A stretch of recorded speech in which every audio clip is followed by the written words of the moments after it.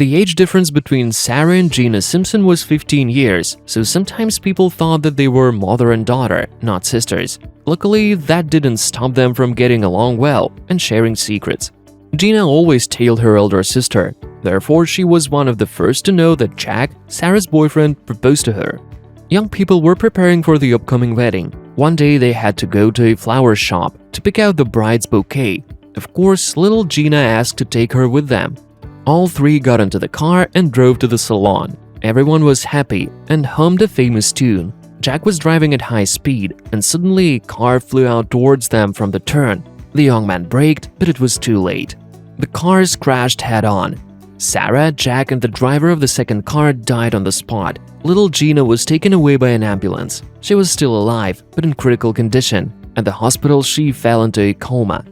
For the parents of the sisters, this was a real blow. Now, instead of the wedding, they had to prepare for the funeral. Despite the doctor's best efforts, little Gina was still in a coma. Her parents visited her at the clinic every day and prayed to God that their daughter would come to her senses.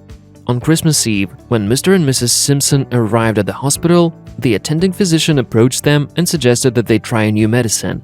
He warned that its effect had not been fully studied yet, so the consequences could be unpredictable. Parents agreed to try, as hope appeared in their hearts. They signed the papers and began to wait. Time passed very slowly. After 3 hours, a doctor came out to them and sadly shook his head. It meant only one thing: the medicine didn't work. Mrs. Simpson took her husband's hand and they left the clinic.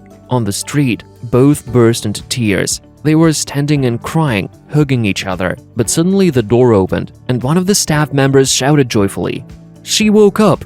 A minute later, the parents were already in their daughter's room. They started hugging and kissing their little Gina and could not believe it was real. She was discharged from the hospital a week later. Once at home, the girl told her parents that when she was in a coma, Sarah came to her. She told her that she should return home and be a support to their parents. Sarah herself, along with Jack, were going to another world where eternal spring reigned.